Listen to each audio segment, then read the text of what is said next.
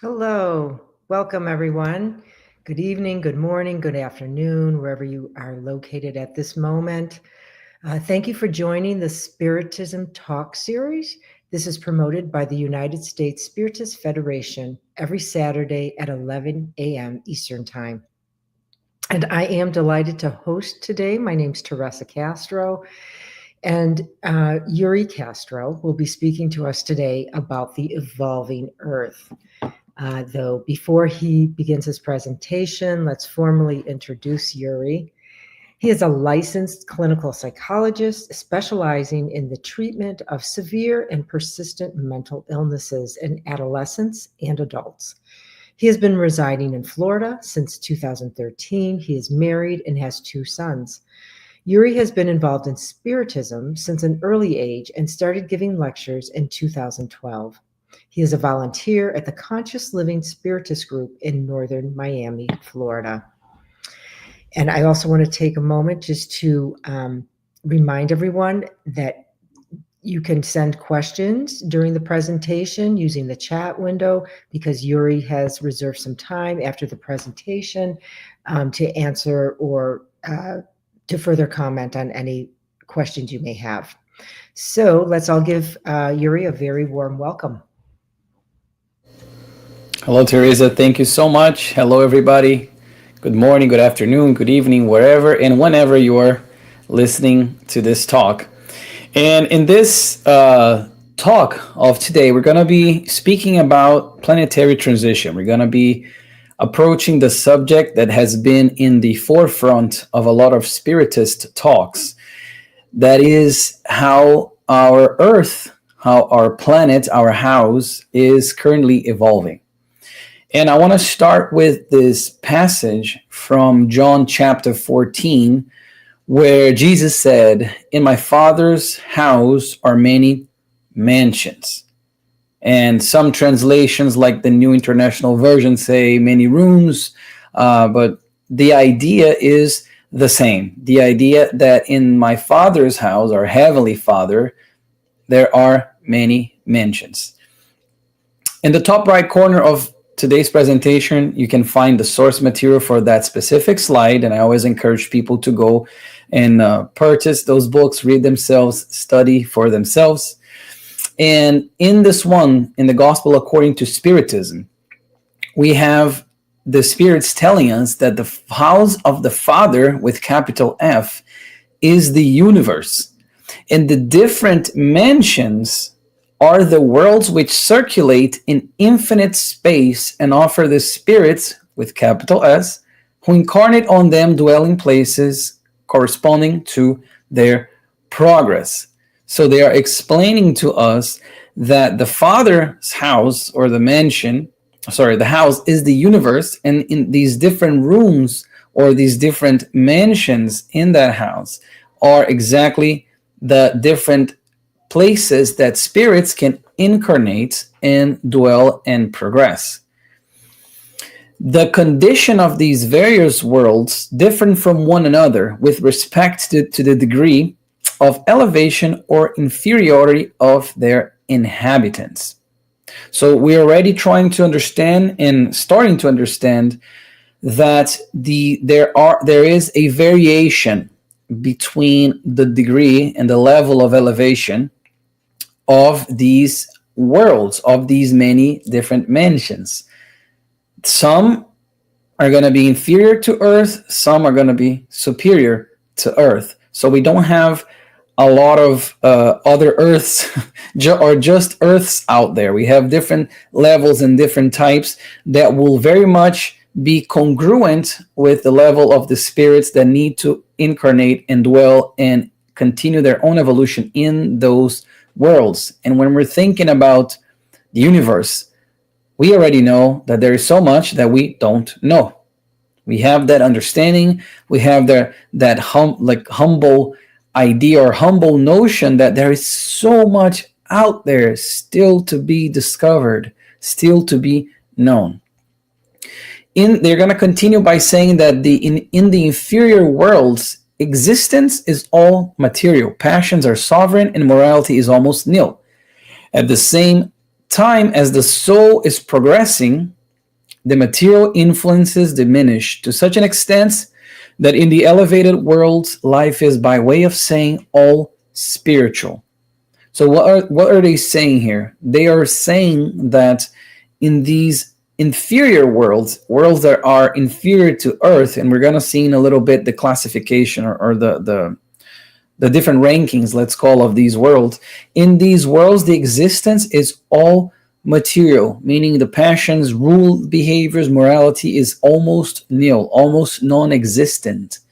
So as these worlds and the inhabitants progress, there's a shift between the material influence and the spiritual influence. And they're saying that in the elevated worlds, the life on its own is basically spiritual. So these inhabitants of this planet, such like Earth, for instance, they accompany the progress through a process that I called, for us to understand here, this spiritual symbiosis. The idea of the symbiosis that I'm trying to convey with this term is this notion that when there's in nature, when we find two organisms living in association and both receiving an advantage, both getting something out of that association, that interaction. Similarly, us, with the planets that we inhabit, or in this example, Earth, we are evolving as Earth is evolving as we're evolving in this process, that we're both progressing as spirits and as the houses that we inhabit. Still in the gospel, according to Spiritism, we find that progress is a law of nature. All beings of creation, be they animated or not, have been submitted to this law through the bounty of God, who wishes everything to be exalted and to prosper. Progress is a law of nature, meaning it's a law. It's not an alternative, it's a law. We have authors such as Joanna de Angelis, in her extensive collection of psychological series, in her books, explain that the only determinism, the only fatality that we will encounter is plenitude. As we march and we have our spiritual depuration, and as we progress, we're going to reach that point where we have the individuation process and we reach the plenitude. It's a law. We may speed that process or we may slow that process, but progress is happening, same as with the planet. And so as the living beings progress morally, the spirits are going to say, so the world in which they live progress materially, specifically to our world, that is still a world where the material aspect or the material side is very strong, exerts a lot of influence in the spiritual aspect. As we progress morally, as we take that next moral step in our evolution as a society, as individuals, these worlds are going to progress materially. The house is going to be better as we are also better. And I wanted to bring here the categories. This is according to TGAS, meaning the Gospel According to Spiritism, the same book that I showed in previous slides. They were asked, the spirits were asked to give us some categories, because I think it's in our nature to be curious and to want to categorize things. So they asked, what are the types of worlds out there? What are these different mansions, And the spirit said that these worlds are divided in general terms by virtue of the state that they are in and the destiny that they bring with them, and based on the features of each planet. So the first of those categories that they gave us is called the primitive worlds. So it's a type of world, the primitive world. And in this one, the spirit said that these worlds are destined to receive the initial incarnations of the human soul. So receive the initial incarnations of the human soul, which on itself, the human condition of that soul is already the result of progress. So the first iterations, let's call, of humans, or these humane bodies, we can find those in these types of worlds, these primitive worlds. And this picture, by the way, all pictures here except for one, that I'm going to show here are mainly to illustrate. This one right here is not mainly to illustrate. This one is actually the type of planet that we live in, Earth. So this, and on Earth we have tests. It's a planet of tests and atonements, and they explain that it's where evil predominates. So it is more advanced than the primitive worlds, but it's also but the idea is that it's the tests and atonements are part of the life of those humans. It's part of the life of the inhabitants of this world, such as Earth. And in these talks of planetary transition that we often find in the Spiritist circle, we're going to hear that Earth is a planet of tests and atonements, and that it is progressing to become a regenerating world, or a world of regeneration. Not regenerated, regeneration, or regenerating. And in these worlds, the regenerating worlds, the spirits are going to tell us that those worlds are where the souls of who still have to atone, absorb new strength by resting from the fatigue of fighting. It's not easy to go through the primitive worlds. It's not easy to go to tests and atonements where material life is very much commending everything. So regenerating worlds are these worlds where they will these souls who still have to atone, but they're going to find some respite. And then after that, we have the blessed worlds, is where goodness outweighs the evil. This is their description, and I think it speaks a lot.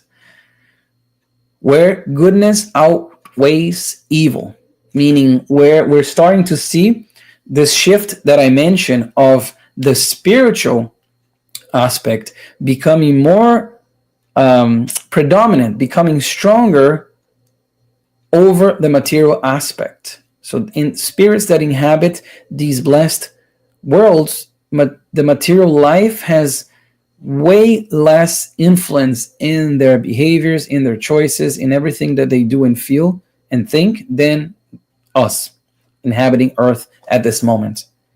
Last but not least, they say that there are the divine worlds, and this one is inhabited by purified spirits where only goodness exists. So as we see, there's a clear progression of these many mansions, these places where the spirit can dwell. We are still in the second one out of these 5. So we still have a long way to go as Earth and also as Earthlings. The entirety, and this is something that the gospel says, the entirety of humanity is not all on Earth, but only a small fraction of the total. So they're talking that the entirety of humanity is not on Earth, and that's interesting. And they say, in effect, the in my Father's house human species covers all those endowed with reason who inhabit the innumerable orbs of the universe. So as humans, they're saying we can understand that we are these species endowed with reason, with this more advanced thinking than in the primitive worlds or in the other types of animal bodies that the soul can inhabit. So this idea here is that the entire humanity is not here, and which is something that can be very somebody can be taken aback by that type of information, thinking, okay, there are humans on other worlds. According to that definition, yes, there are humans on other worlds. And they say that many are surprised, this is what the spirits are saying in the gospel according to Spiritism, that on earth there is so much badness, so many crude passions, so many miseries in every kind of sickness. From this they conclude the human species is a very miserable one. This judgment comes from the very narrow point of view of those who emit it, which gives a false idea of the whole. We must consider, however, that in actual fact the entirety of humanity is not all on earth, but only a small fraction of the total. And there are a few analogies that we can find in the Spiritist circle as well, in the books and everything that we have in our bibliography about analogies of the earth as being a hospital or as being a prison. Manuel Filomeno de Miranda, who is a spiritual author that Divaldo psychographs for, is I'm going to show a book by him in this talk today, where he says that the earth is still the teaching hospital for souls in search of real health and knowledge of the divine laws. So he's making the comparison of earth being this hospital. We also have that earth, some say that the earth is sort of like a prison where we deviant spirits have to atone to the things that we have done wrong in the past. And the main idea here from this is for us to understand that the entire humanity is not here, and if we were to judge, and they say it would be a great mistake to judge all of the inhabitants of a city by those who only live in the lowest and sordid places. So if we have somebody who came to Earth, and let's imagine an example here, and they wanted to see what humans behave like, what they're like. If we take them to a hostel where there's a lot of suffering, would that be a good or a very accurate depiction? Probably not. Or a prison? Probably not an accurate depiction of the entirety of the humanity that inhabits the earth. But one analogy that also is made about earth, and that I like a lot, and I'm going to use this one today, is that the earth is like a school. And in thinking about this topic and thinking about this lecture, one thing that I kept trying to create was an analogy that went deeper and beyond just saying that it's like a school. So this is what I came up with, and I hope it helps clarify and solidify some of this information. Let's imagine, and we're in the I'm speaking from the United States, and here we have these different schools. So we have elementary school, 1st grade to 4th grade, middle school, 5th grade to 8th grade, and then high school, 9th grade to 12th grade, and then after that, etc. So for school specifically, let's imagine that Earth in its current condition is considered a middle school. So if we think about the primitive worlds, this analogy that I created, if we think of them as the elementary school, and the grade level, meaning the academic advancement of the student, is in this analogy the advancement of the spirit. Okay, so in the primitive worlds, we have students from 1st grade to 4th grade. As they go through middle school, 5th grade to 8th grade, they will be learning way more complex subjects than they learn in 1st grade and 4th grade. Also, more is going to be expected of an 8th grader than it is expected of a 2nd grader in terms of behavior, in terms of knowledge, in terms of academic achievements. So again, making the comparison between academic and our own evolution. So let's say that Earth nowadays is a middle school.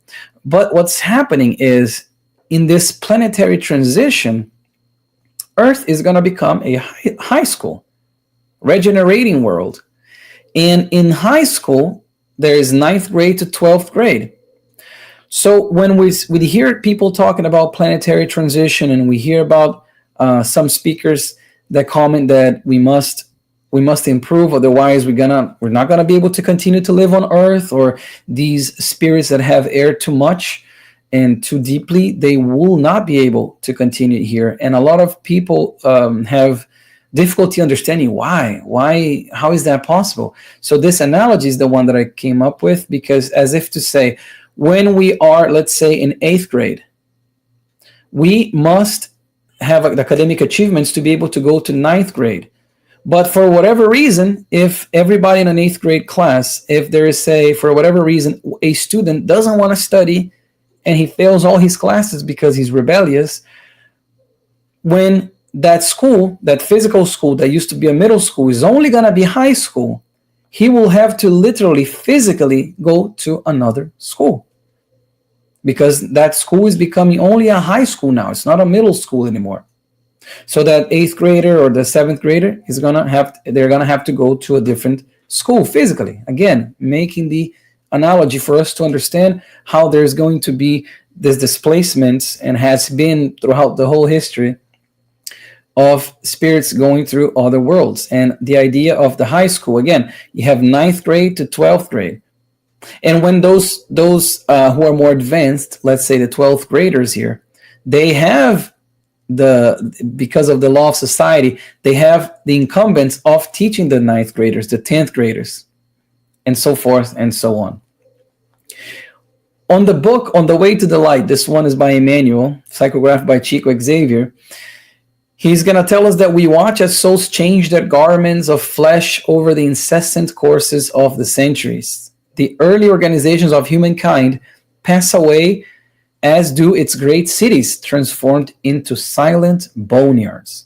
Now, one can see the unbreakable thread that runs through the centuries of earthly experiences, harmoniously linking one to the other so that they may be the immortal treasure, sorry, I misspelled that, of the human soul on its glorious ascent toward the infinite.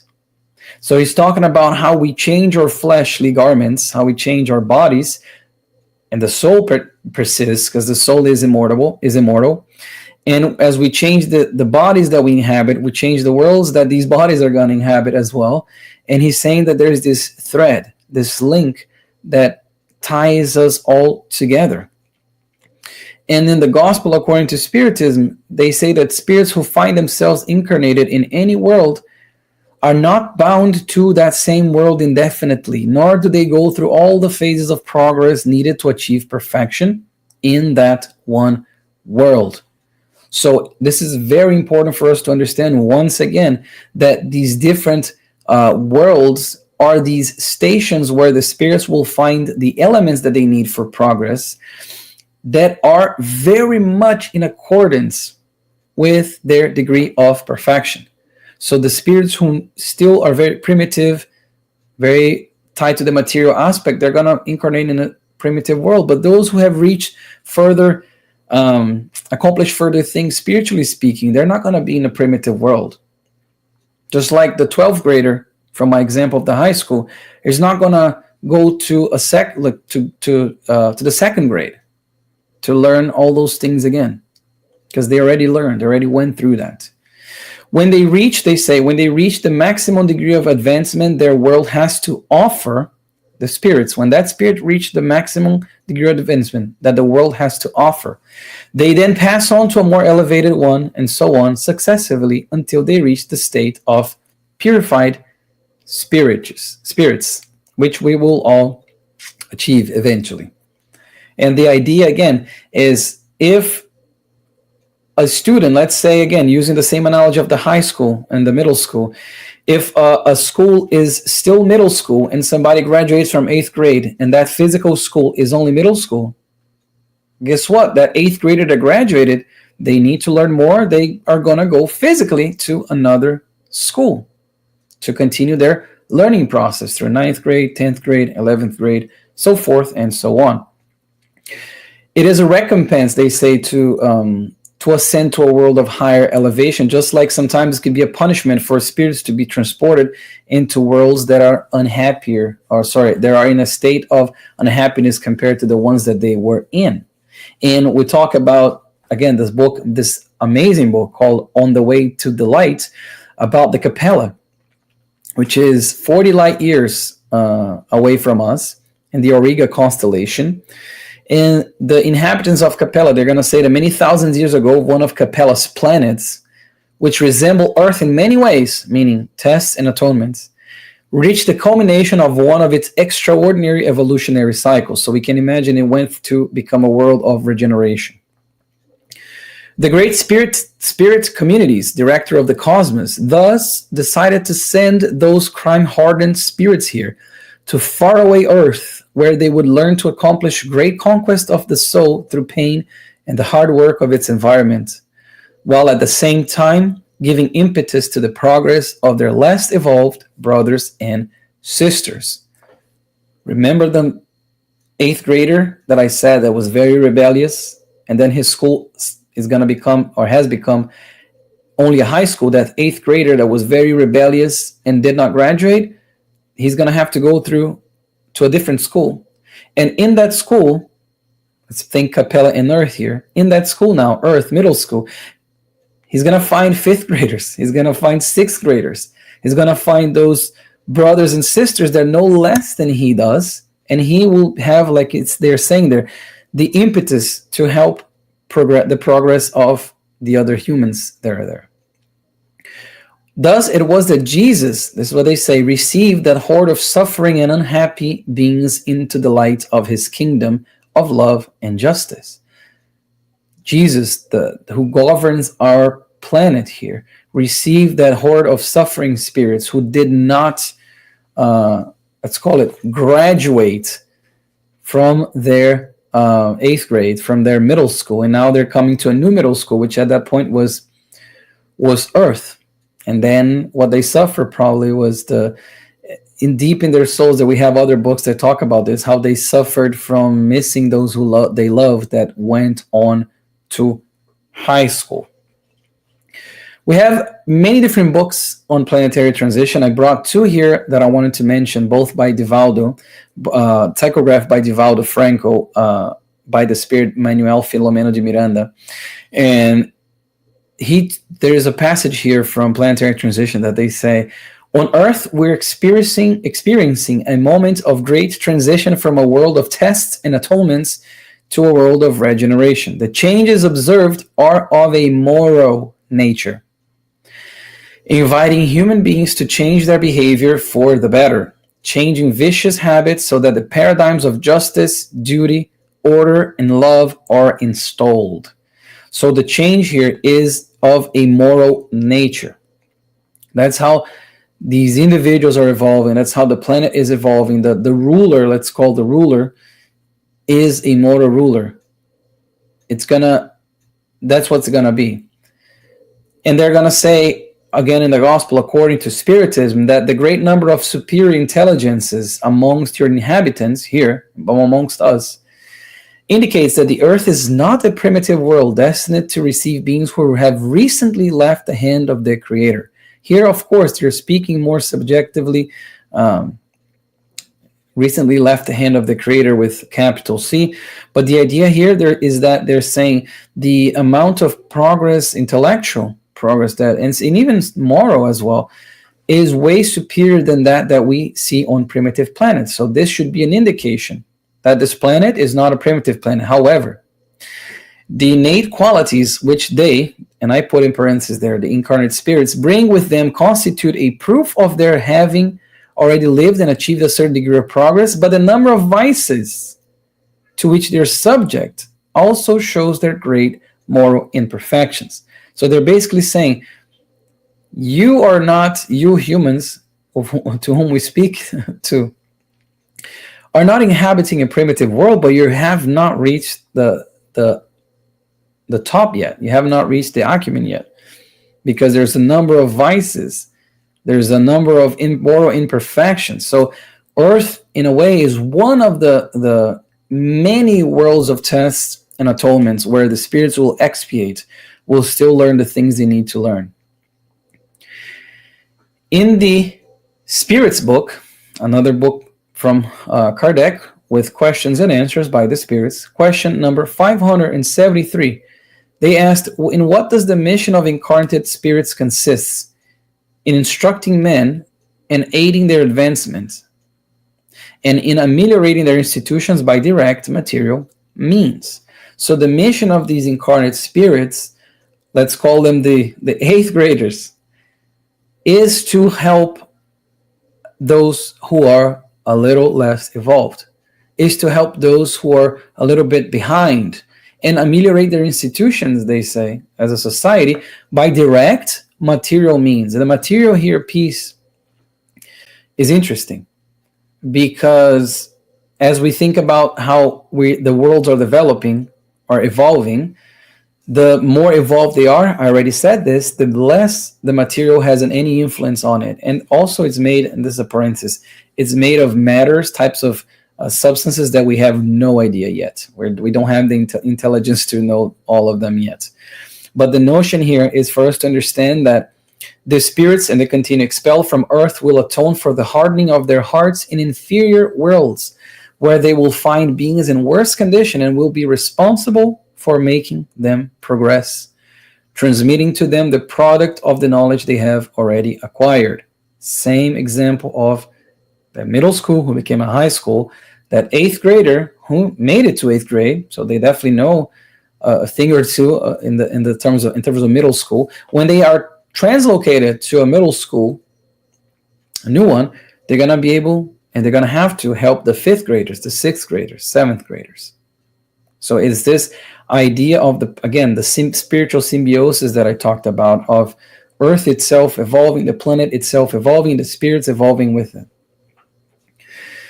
The Earth in the world of the spirits will not have to be transformed through a great destruction that would suddenly annihilate an entire generation.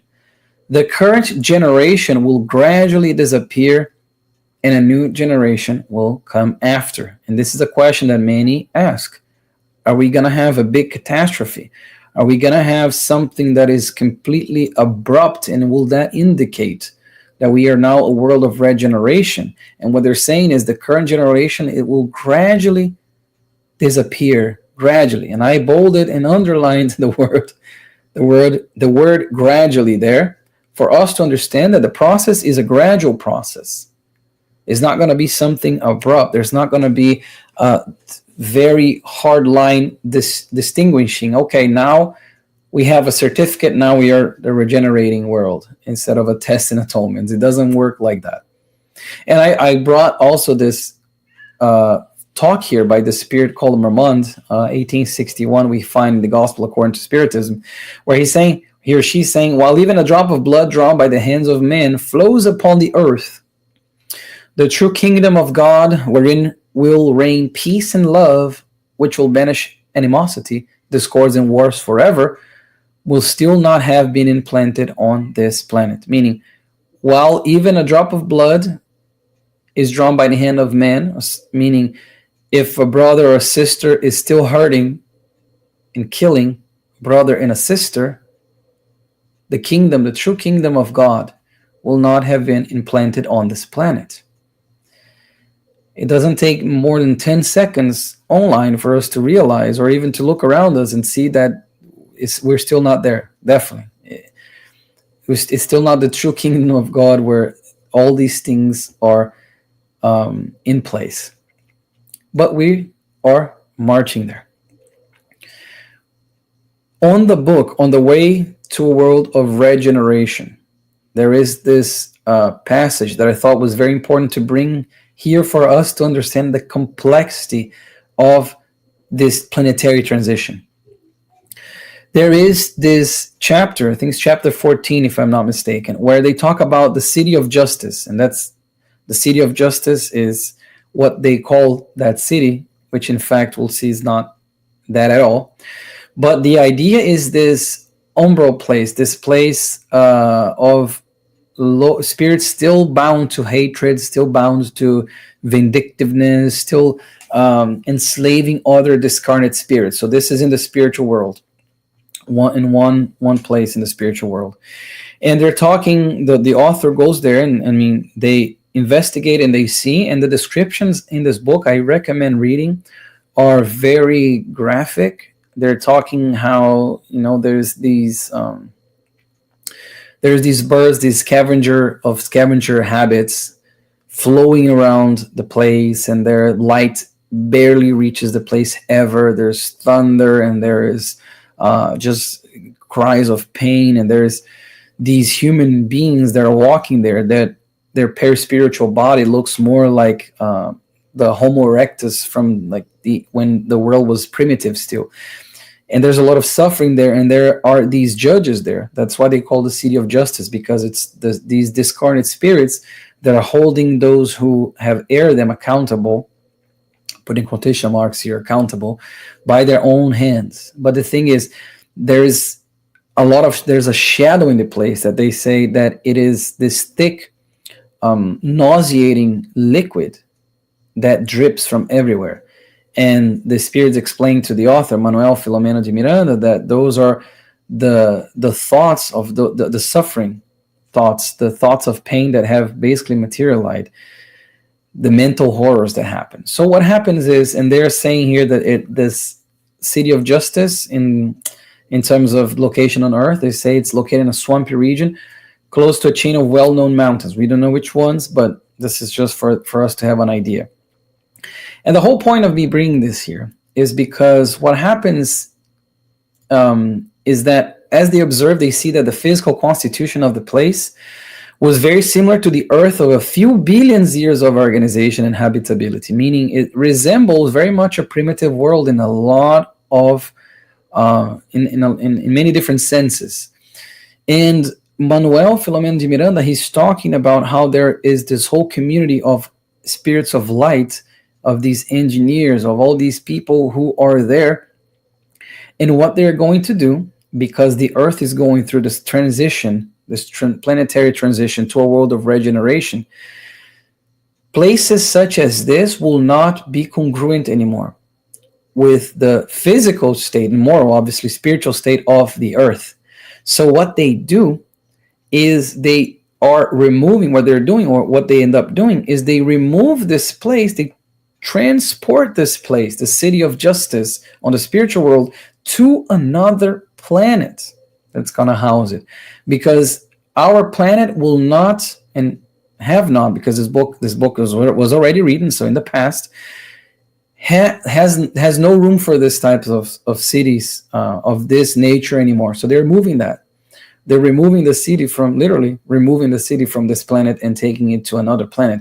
But I wanted to bring this here for us to understand, again, the complexity of this topic, the complexity of this movement of the planetary transition, and how many forces, how many beings of light are involved in this transition. Even though we look around, we may think that there's only bad things happening, but there's all these things happening, let's call it in the backstage, that we are not really aware of, but they're happening. Our dear Chico Xavier, he said that the third millennium promises us wonders, but if man, the son and heir of God, proves himself worthy of these concessions.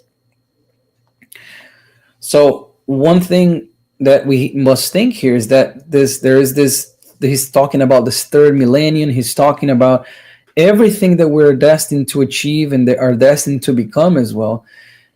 There are wonders in our horizon. There are many amazing things in our horizon if we prove himself worthy by our actions, by utilizing our free will.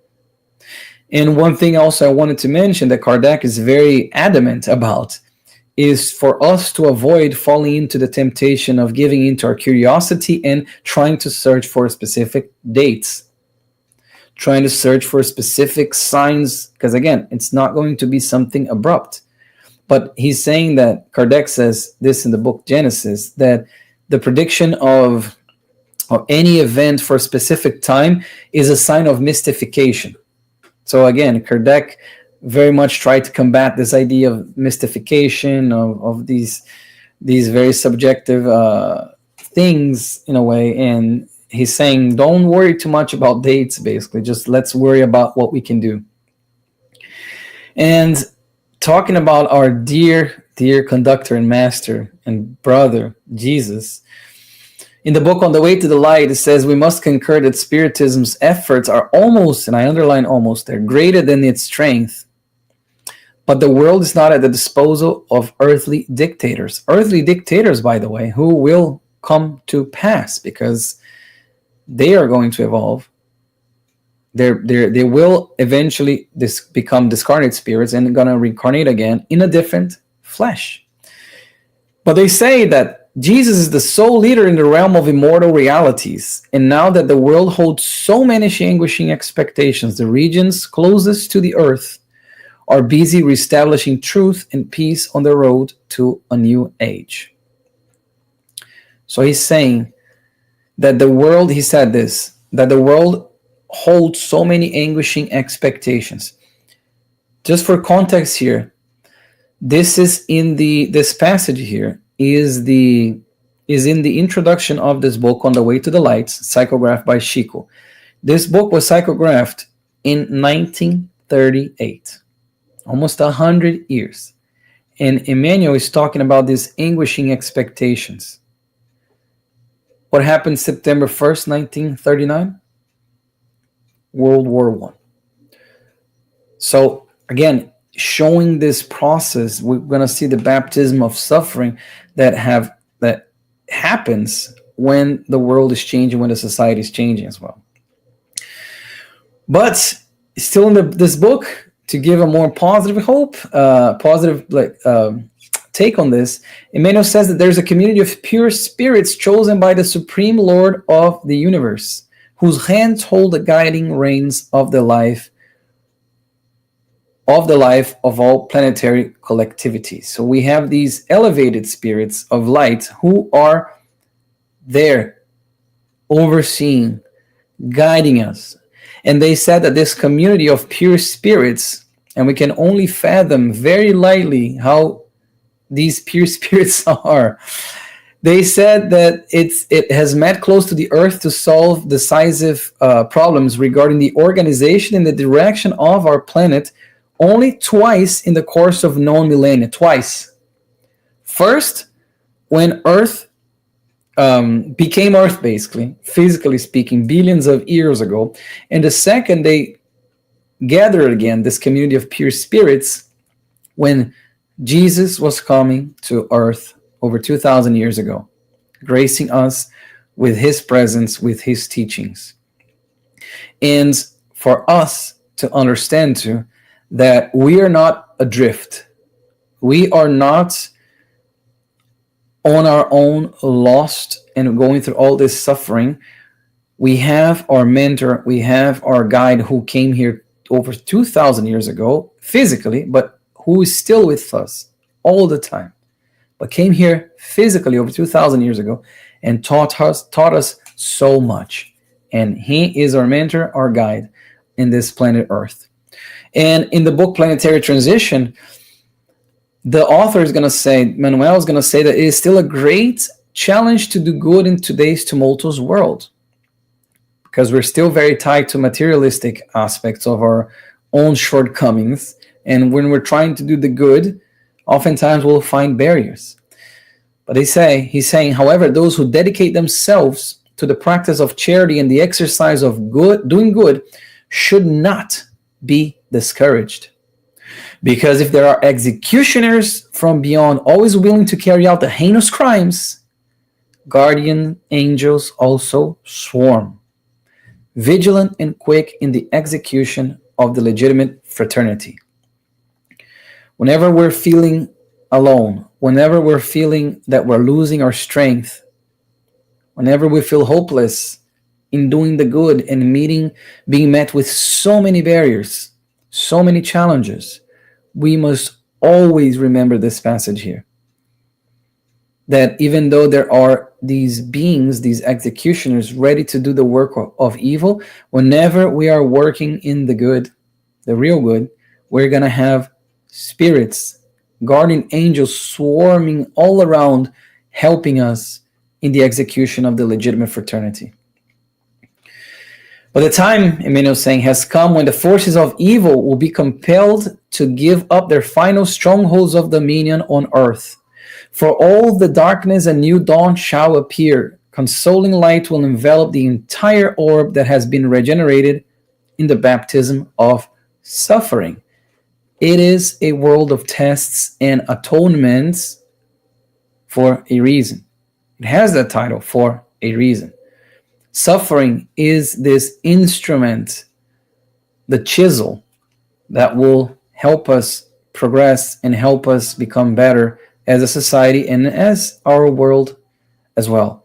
And Emmanuel here is giving this message of hope, saying these evil spirits that have these strongholds of dominion on earth, they're going to be gone. As we see, like I said, almost 100 years later, we have that book saying exactly what happened to the City of Justice.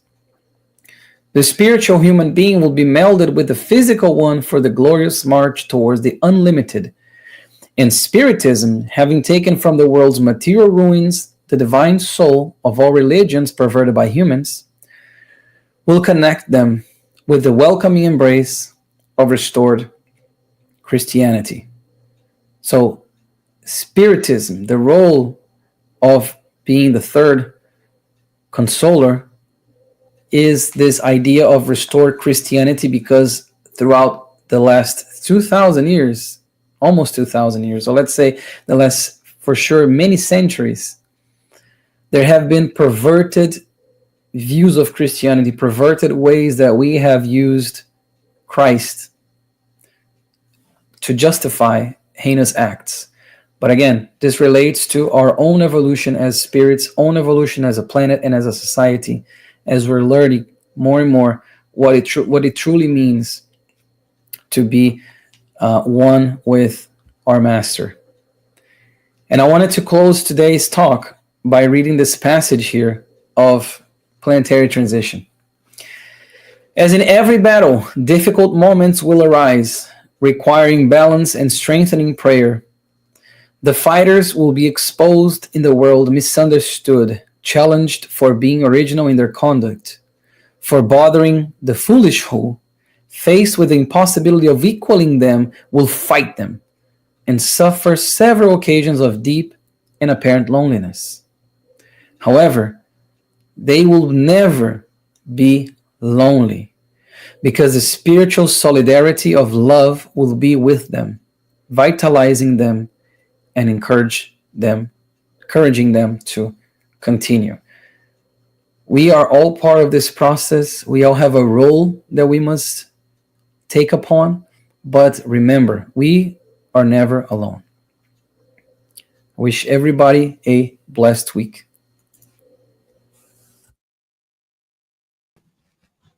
Thank you, Yuri. Thank you for another beautiful presentation. And what a message of hope, right?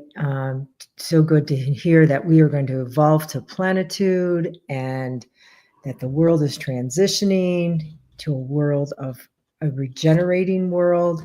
I like that specification of the, regenerated. Yes. And also the just the city of justice are being moved. We don't need another bad neighborhood, right? So this is good news. This is all really good news of hope. So if you haven't written a question or a comment in the chat, please feel free to do so. And we will, because we will have a Q&A right after the announcements. So this is a virtual course, Introduction to Mediumship, a free virtual course for beginners. The United States Spiritist Federation is thrilled to invite individuals eager to explore the realm of spirit communication according to Spiritism. Check out the new course at learn.spiritist.us or scan the QR code on the flyer. Podcast-like series, Psychology and Spirituality, A Bridge to a Better Life, based on the works by Joanna DeAngelis. A new episode every Friday at 6 p.m. Eastern Time, available on YouTube and Spotify. And a new book, Transcendence, Life in the Hereafter by Jisara Korngold. Are you curious about what lies beyond the veil of death?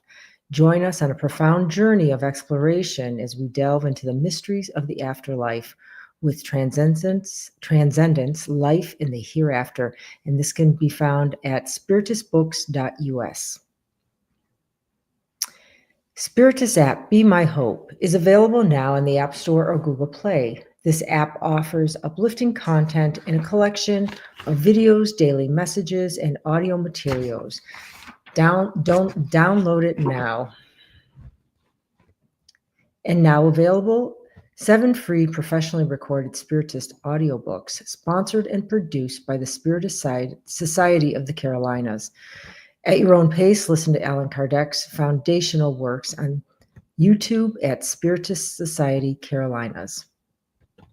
And on the screen, please note, there is a QR code if you want to help the USSF produce more publications and promote Spiritism to everyone. Scan the QR code on screen for your donation. All right, so now we'll address the comments or questions from the audience, and there's still time, so please submit. Okay, so this is from the United States Spiritist Federation. We know from the Spirits book that spirits do not regress. Does this hold true for the planets? Can a spirit be demoted to a less advanced world? A spirit can be demoted to a less advanced world, indeed. And that is something that is a question that has come often. I may have forgotten to mention, I apologize. But spirits can be transferred if they do not they're not in line with what's happening in that world, and they have created extreme evil in their wake, they can be transferred. Or sometimes what happens is they may stay in a place for thousands of years, or thousand of years, just there in like the spiritual world without reincarnating until they are ready to reincarnate again. But the everything is based on merit, and it's based on the congruency of what the spirit has done, what they have to offer, and the planet that they're going to reincarnate. Thank you. Our next question, U.S. Spiritist Federation again. Can we say that we have on planet Earth places that resemble a world of regeneration and others that resemble a primitive world? So on average, Earth is a world of trials and atonements? We definitely have places and like differences, being that the earth is so vast, and the humanity also so many billion people living here, just the incarnated ones, not to mention the discarnate ones. But the idea is that yes, there are places. If we think of, I think of like the tribes in Papua New Guinea, where like there's still some cannibalism actually, and there are still all these ritualistic aspects that resemble very much something more of a like the beginning of tests and atonements. We have all these wars going on, we have everything, but we also have places where there are these very beautiful missionaries doing amazing work, and these communities that are very much self-sufficient, very much embedded in the love, and countries as well where there's almost no criminality, and like everything is flowing more properly. So this contrast between these two places definitely indicates that there are, even within Earth itself, because the change is gradual, it's not something that happens out of nowhere all of a sudden. We have the differences between these places and the people who inhabit them, which is amazing to think that the spirituality, depending on what the spirit needs, they can even go through to different places. Again, fifth grade to eighth grade. If we think about some places are more like eighth grade, and some are more like fifth grade. Thank you. Okay, and another question from the United States Spiritist Federation. Who determines which planet type a spirit will incarnate into? The more subjective and right answer is the spirit itself. Because of their own degree of advancement, what they're doing with their free will, what they're doing with the opportunities they have, how are they accompanying the evolution of the planet that they are in. Just the same that we saw with the Capella. People from Capella, they had the opportunity, as many stayed on with that planet in Capella. But those who didn't want to or couldn't progress, they were transferred to Earth. So in a way, again, more subjectively, the spirit, through its own actions, is the one who determines. But being a little more technical, when we're talking about incarnation, the process of reincarnation, there are whole departments in the spiritual world and spirits that are dedicated specifically to see the family you're going to reincarnate, the how you're going to, your physical aspects are going to be, what sort of challenges you still need to go through, and sort of discuss that. And for that, I recommend the series by André Luiz, Life in the Spiritual World. That one will have a lot of components in the realms of mediumship. I think is one of the books that they talk about the department of reincarnation. So again, for that, I recommend those books. Thank you. And this is from Yasko Arakawa. Hi, Yuri. Great material. Presently, I'm afraid that we are sensing more troubled individuals or groups close despite intellectual and technological advancements and facilities. Is this a false feeling? How to change this perspective? I'll start with the last question. The changing of the perspective is by studying and by even heeding the words of Manuel, of Emmanuel, of Joanne and Giangelis, when they're saying for us to focus on the good, because there's a lot of good that's happening, but media sells what's bad because blood sells. That's what they say in marketing or journalism. Is unfortunately that's the reality. So we're led to think that there's our world is walking backwards, and I think there was a talk a couple of weeks ago by one of our friends here talking about how we're not walking backwards. In fact, we're walking forward. But the impression that we have, and I agree with Yasko, is that if we open the internet and we go on any news website, it seems that things are worse than they have ever been. And to add to your first comment, Yaskor, first comment there, I think we also have to remember that there are these spirits who are receiving like basically their last chance to be able to progress and take on the challenges that they need to take and expiate what they need to expiate in order for them to continue to be here. So there is a lot going on there too, like I said, in the back stage of the spiritual world that we are now starting to understand, and we must have in conscience that we are not adrift. That's the message of hope that I wanna leave everybody with. Thank you again. Excellent. Okay, another question, United States Spiritist Federation. Do we have any effect on the transition of Earth to a regenerating planet? Just as with the law of progress, we can speed it up or we can slow it down. Of course, if I talk about myself, I'm one in what, 8 billion incarnated ones. It may feel like everything I do is very small in comparison, but for that, I'm going to quote Mother Teresa that says, what I do may feel like a drop of water in the ocean, but without that drop, the ocean would be smaller. So yes, we can definitely have an effect on that change, but that we need to focus on what we are doing. Thank you. And here's our last question. How Spiritists can present an optimistic view to those that think Earth and its population is going backwards and not progressing? And this is the International Spiritist Council.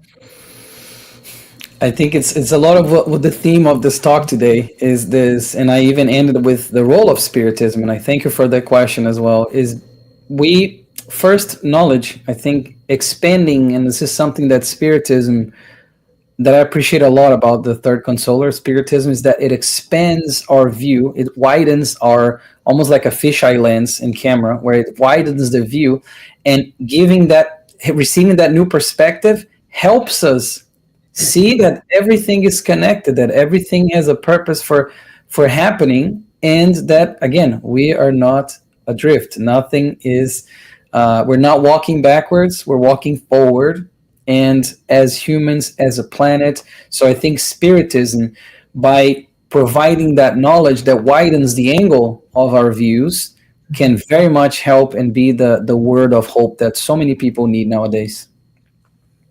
Thank you. Thank you so much. And thank you, Yuri, and to everyone who has joined us today for this live talk, and to those who have been following our weekly Spiritist Talk series. So be sure to join us next week, March 29th, when Joao Korngold will be speaking about the Consoler, Emmanuel's responses to humanity's spiritual inquiries.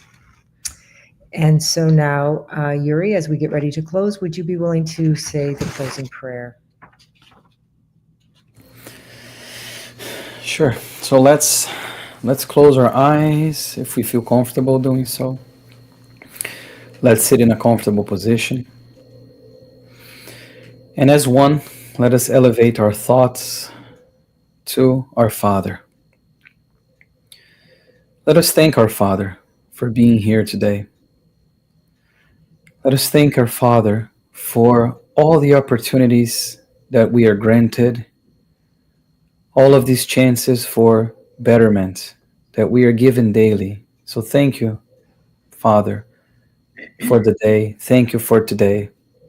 Thank you, our Master Jesus, who taught us so much and who overlooks us, and all the spirits of light that operate and bring us together to do the work of good. So be it. And so it is. Thank you so much. We'll see you all next week. Thank you.